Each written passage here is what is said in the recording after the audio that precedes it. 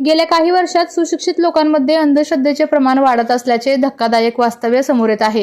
ही अत्यंत गंभीर बाब असून केवळ शिक्षणाचा प्रसार झाला तरी अंधश्रद्धेचे निर्मूलन होत नाही, असे मत महाराष्ट्र अंधश्रद्धा निर्मूलन समितीचे डॉक्टर हमीद दाभोळकर यांनी व्यक्त केले आहे। आपल्या शिक्षण पद्धतीत प्रश्न विचारण्याची संस्कृती रुजली जात नाही, उलट प्रश्न विचारणाऱ्या व्यक्तीला आजही समाजात उद्धट समजले जाते।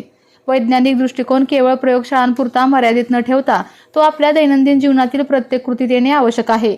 आपण किराणा माल आणायला गेलो तरी तेथे मालाची गुणवत्ता आणि किमतीची चिकित्सा करतो, मात्र बंधू बाबा आणि बुवांकडे जाताना ही चिकित्सा पूर्णपणे बंद होते।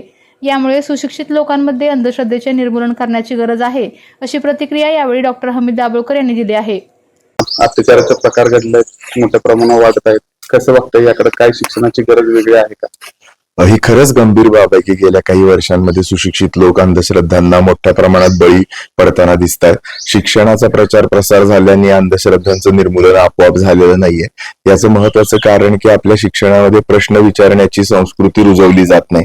प्रश्न विचारणाऱ्या व्यक्तीला अजूनही उद्धट समजलं जातं आणि त्याच्यामुळे आपल्याला येत्या कालखंडामध्ये प्रश्न विचारण्याची संस्कृती शिक्षणामध्ये रुजवणं अतिशय आवश्यक आहे।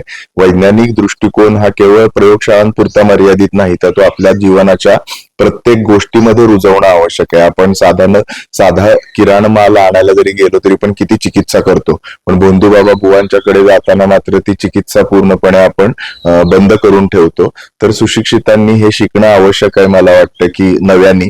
आणि आता खूप सारी साधनं उपलब्ध झालेली आहेत, माहिती उपलब्ध झालेली आहे, त्याचा फायदा करून घेऊन सुशिक्षित लोकांच्या मधील या अंधश्रद्धांचं आपल्याला निर्मूलन करायला लागेल। आपल्या तालुक्यातील जिल्ह्यातील बातम्या सर्वप्रथम पाहण्यासाठी आजच सातारा न्यूजला YouTube चॅनलवर सबस्क्राइब करा, लाईक करा, शेअर करा आणि बेल आयकॉन प्रेस करायला विसरू नका।